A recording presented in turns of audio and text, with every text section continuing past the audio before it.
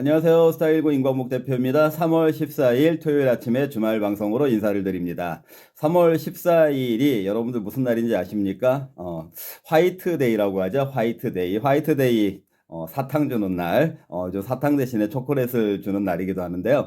저는 개인적으로 3월 14일 화이트데이 하면 기억이 나는 그 어느 시점에 그 날이 있는데요. 딱 20살 때, 88년도에 대학교를 3월 달에 입학을 했는데요. 3월 14일이니까 한 열흘 정도 지난 다음에 그 당시에는 대학교 1학년생들이 의무적으로 그 병영 집체 훈련이라는 그 훈련 과정을 일주일 동안 받아야 되는 그런 과정이 있었습니다. 그게 이제 혜택을 주기 위한 제도였어요. 대학생들에게요.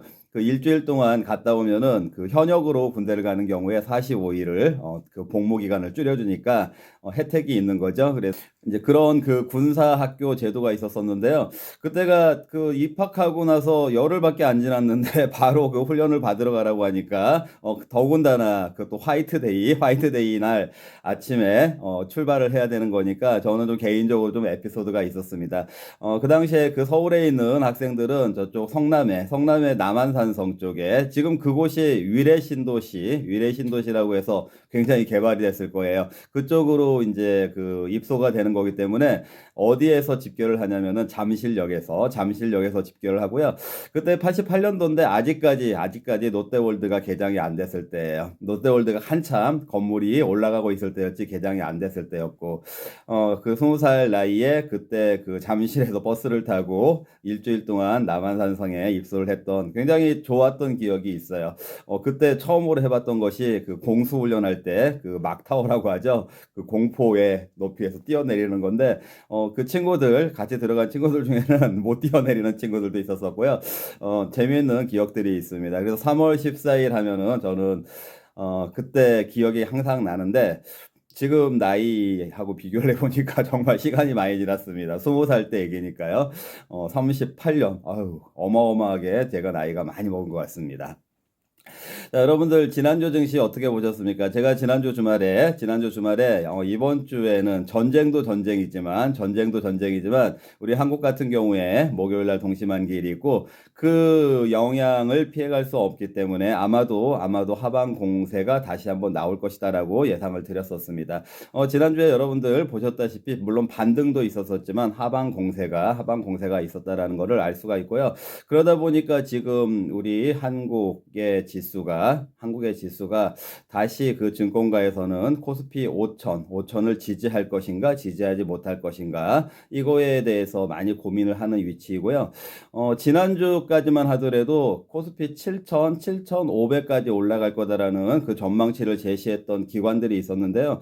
이번 주에는 좀 바뀌었죠. 분위기가 좀 바뀌어서 오히려 4,800을 지지할 수 있겠냐. 이거에 그 포커스를 두는 그런 그 뷰를 제시하는 기관들도 있는 것 같습니다. 물론 저는 4,800에서 또는 4,700에서 언더슈팅 영역까지 한번 나올 것을 예상을 하기 때문에요. 여러분들이 적극적으로 매수하는 나이는 코스피 4,500으로 가져갔으면 좋겠다. 그게 조금 시간이 걸린다고 하더라도요. 그러니까 지난주 동시만기일에 한 번에 도달했다라면 오히려 시장이 좀 향후 전개되는 시장은 이미 갔다 왔기 때문에 좀 편하게 전개가 될 수도 있겠지만 만약에 그 코스피 4,500까지 한번 가야 된다. 여러분들 과거에 제가 뭐 코스피 2천 얼마는 무조건 한번 갔다 와야 됩니다라고 하면 약간 시차가 있다고 하더라도 반드시 갔다 오는 거 여러분들이 많이 지켜보신 적이 있었었죠. 그 4,500의 의미를 그런 의미로 보신다라고 하면은요. 매수에 있어서 조금 서두를 필요는 없지 않을까. 뭐 어떤 분들은 그 삼성전자 그 언더슈팅이 나오는 라인, 볼린저 밴드 라인 하단 진입했을 때 매수하는 뭐 그런 라인들을 생각하시는 분들도 계시는데요. 아마도 그 라인들이 제가 제시하는 코스피 4,500 라인하고 비슷하지 않을까 저는 그렇게 생각을 하니까요. 참고하시기 바라고요. 자, 여러분들 그리고 지금 한참 봄이죠. 봄이 되면 이제 다다음 주 되면은 그 진달래부터 개나리 그리고 나서 4월 초 되면은 이제 벚꽃이 풍성하게 피는데요. 봄에 새싹이 돋아나는 걸 영어로 버드라고 하고, 그 다음에 이제 꽃이 막 무성하게 피어나는 거를 블러썸이라고 하죠. 블러썸. 그리고 나서 이제 바로 낙엽이 떨어지고 그 꽃이 지고 낙엽이 떨어지고 그렇습니까? 아니죠. 그 라이푼이라고 해서 익어가면서 열매를 맺는 그 과정이 있습니다. 어쩌면 지금 주식 시장이 라이푼 과정에 있기 때문에 어떤 분들이 라이픈 과정에 있기 때문에 사실 단타 기회를 많이 줍니다. 이게 무슨 얘기냐면요. 주도주들 같은 경우에 주도주들 같은 경우에 만약에 조금 조정이 있으면 사면 다시 올라가지고 이렇게 하니까 특히 MZ 세대들 같은 경우에 그 자기들이 주식을 굉장히 잘하는 줄 알고 잘하는 줄 알고 자랑하는 그런 친구들을 제가 가끔 봤는데요. 너 그러다가 크게 당하겠다 이런 생각을 했는데요.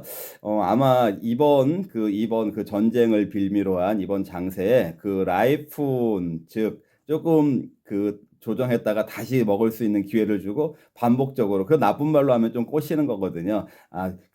사면 올라가는구나 이거를 보여줌으로써 한번 크게 물린 다음에 확 밀어버리는 그런 위험이 있는데 그걸 모르고 내 실력인가 보다 이렇게 생각했던 MZ 세대들이 이번 그 중동발 이란 사태로 인해서 발생한 이번 급락 변동성 장세에 많이 크게 당했다라는 그런 소식들이 있습니다. 말하자면은 뭐 예를 들어서 말씀드릴게요. 2자 정도의 수익을 올렸는데 손실이 5가 됐더라. 이런 경우 지금 많이 경험하고 계실 걸로 제가 알고 있습니다. 자, 여러분들 그리고 이제 시장이요. 그 코스피가 지금 지수가 우리 5,200 뭐 이렇게 선에서 지지하냐 못하냐 이거를 이런 관점을 가지고 있는데요. 제가 지난번에 빅 피겨 한국의 코스피가 5자 그리고 미국의 다우지수가 5자. 그래서 물론 다우지수는 5만 코스피는 5천. 근데 앞자리가 공교롭게도 같은 5니까 같이 비교해서 보기가 좋다. 0자 하나만 붙이면은 다우지수하고 자릿수가 똑같으니까. 자, 그런데 그 이후에 한국 지수는 6,300까지 갔다가 지금 5,200. 자, 그 사이에 다우지수는 4,600. 많이 빠졌죠? 어쩌면은 그 코스피에 아까 코스피 4,500까지는 한번 기다려보자 이런 얘기를 드렸는데요. 그 방향성을 다우지수가 말을 해주고 있는 것이 아닌가 이런 생각을 해야 될 것 같고요.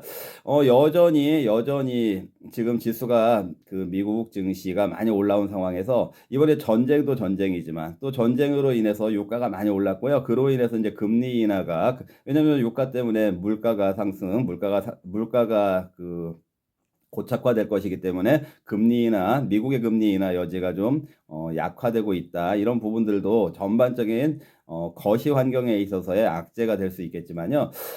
아직 그 수면으로 드러나지 않은 악재들. 최근에 며칠 전에 여러분들 지면에서 보셨는지 모르겠는데요. 세계 최대 그리고 최초의 그 자산운용사 ETF 블랙록이 그 펀드런 사태를 겪었습니다. 자, 펀드런이라는 거는요, 여러분들 듀레이션 미스매치라는 것이 있어요.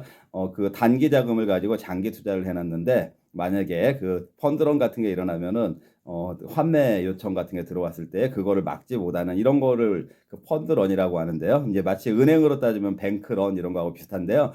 그 사태가 규모가 크진 않았지만 있었습니다. 근데 한번 여러분들이 생각을 해볼 필요가 있을 것 같아요. 지금 블랙스완 또 그 외에 여러 가지 그 자산운용사들 그리고 투자은행들 인베스트먼트 뱅크들. 자, 이 회사들이 대부분 AI 대형주들의 대주주로 참여를 하고 있습니다. 자, 그런데 어느 날 갑자기 어떤 의구심, 어떤 신용에 대한 어떤 문제성이 드러나는 그 시점이 왔을 때에 만약에 그 AI 종목들을 그 기관들, 그 블랙록이라든지 자산운용사라든지 인베스트먼트 뱅크라든지 이런 곳들에서 그 이제 어떤 환매에 대응하기 위해서 대거 주식을 처분을 해야 되는 그런 시장이 온다라고 하면은 시장의 사태가 심각해지지 않겠습니까? 그 대량으로 지금 매집해 있는 물량들을 시장에 내놔야 되는 그런 국면이 되는 거니까요. 이런 요소들도 혹시 다가오고 있는 것은 아닌가? 지금 당장에 다가온다는 얘기는 아니고요. 이런 요소들도 혹시 다가오고 있는 것은 아닌가? 여러분들 돌다리를 두드리면서요. 다음 주, 또 특히 다음 주에는요.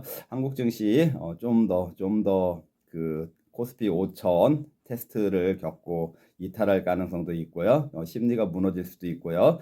말씀드렸다시피 S&P 500, 다우지수 저점을 낮췄기 때문에 심리가 좀 한국 투자 심리가 더 낮아질 수가 있고요. 이런 요소들을 좀 반영을 해서요. 좀 보수적으로 대응을 하시는 게 좋고, 반면에 지난주 코스피가 그 하락하는 가운데서도 좀 선전한 지수를 조금 받쳐준, 물론 이제 그 대형주들은 많이 빠졌어요. 지수 관련 대형주들은 많이 빠졌는데, 반면에 그동안에 상대적으로 부실했던 건설주들이 좀 지수를 방어를 해줬거든요. 자, 그렇다면 왜 건설주들이 지금 움직이지? 건설주들의 밸류 체인은 무엇일까? 여러분들, 이번에 그 전쟁이 일어나니까 유가가 급등했죠. 원전인데 원전 관련주들, 발전기, 뭐 전기, 전력 관련주들 이미 많이 시세를 시연을 했죠. 작년, 재작년 이렇게 했는데요. 건설주들이 원전의 어떤 밸류 체인에 무슨 관계가 있지? 그 체코 같은데 원전 수출 많이 이제 해가지고 실제적으로 착공에 들어간다면은요, 그 착공을 해야 되는 건 결국 건설 영역입니다. 그래서 지금 대형 건설사들이 좀 탄력을 받고 있는 그런 모습인데요. 그렇다면은 건설주의 이 사이클이 개선이 된다라면은 어떤 종목들이 수혜가 될까 한번 생각해 보실 필요가 있는 것이 지금 장세에서의 어떻게 보면은 가장 유리한 포트폴리오 전략이 아닐까 이렇게 생각이 됩니다. 저의 포트폴리오 함께 하실 분들은요. 안내해 드리는 그 번호 010-6656-9502, 010-6656-9502로요. 문자 남겨주시면 리턴 콜 해드리도록 하겠습니다. 오늘 여기까지 하겠습니다. 시청해 주셔서 감사합니다.